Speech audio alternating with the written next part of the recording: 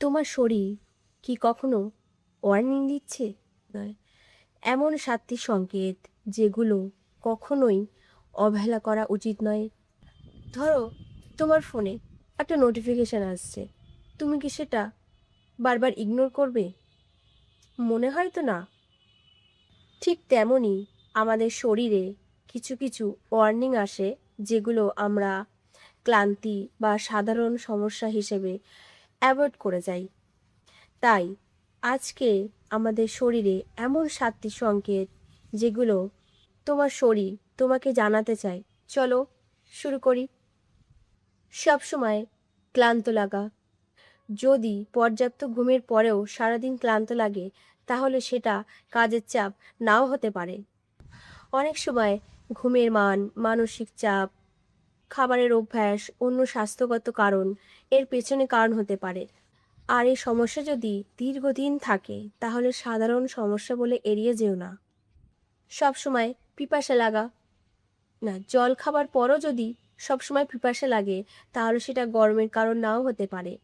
শরীরে এভাবেও ইঙ্গিত দেয় যে শরীরে কিছু ঠিক নেই। তাই এমন ধরনের লক্ষণ হলে অবশ্যই চিকিৎসকের পরামর্শ নেওয়া উচিত। ঘুম ঠিক মতো না হওয়া, রাতে ঘুম দেরিতে হওয়া, বা বারবার ঘুম ভেঙে যাওয়া, বা সকালে দেরিতে ঘুম ভাঙা, বা সকালে উঠে ফ্রেশ না ফিল করা, এসবকেও হালকাভাবে নেওয়া ঠিক নয়। ভালো ঘুম শুধু বিশ্রাম নয়, শরীরকে মেরামতেরও সময় দিতে হয়। সবসময় মন খারাপ বা বিরক্ত লাগা।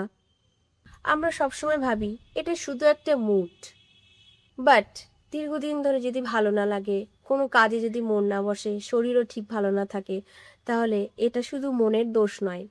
তাহলে মানুষের স্বাস্থ্যের দিকেও নজর দেওয়া দরকার। হঠাৎ খাবারের অভ্যাস বদলে যাওয়া। ধরো, তোমার খুব খেতে ইচ্ছে করছে, আবার হঠাৎ একদমই খেতে ইচ্ছে না করা।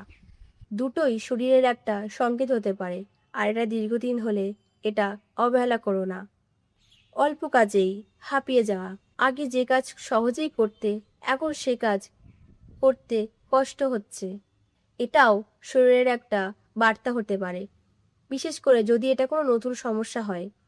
বারবার ছোটোখাটো অসুস্থ হওয়া, সর্দি, কাশি বা ছোটোখাটো সংক্রমণ যদি খুব ঘন ঘন হয়, তাহলে শরীর হয়তো কোনো বিশ্রাম বা পুষ্টিকর কিছু অপেক্ষা করছে। এই সময় অবশ্যই চিকিৎসকের পরামর্শ নেওয়া দরকার। মনে রেখো, শরীর কখনো হঠাৎ করে ভেঙে পড়ে না, তার আগে ছোট ছোট ইঙ্গিত দেয়। সমস্যা হলো, সেই ইঙ্গিতগুলো আমরা শুনতে শিখিনি। অতএব নিজের শরীরের ইঙ্গিতগুলো শোনো, আর সময় মতো নিজের যত্ন নাও। নিজের সুস্থ থাকাটাই সব থেকে জরুরি সম্বল। তাই আজকের ভিডিওটি যদি তোমার কাজে লাগে, তাহলে ভিডিওটি অবশ্যই তোমার কোনো প্রিয় মানুষকে শেয়ার করো। এই ছোট্ট তথ্যটাই তার কোনো বড় উপকারে আসতে পারে। স্বাস্থ্য আর মনোবিজ্ঞানের সহজ তথ্য পেতে ফলো করতে ভুলো না। তাহলে পরের ভিডিও দেখা হচ্ছে। আজ তবে আসি, টাটা।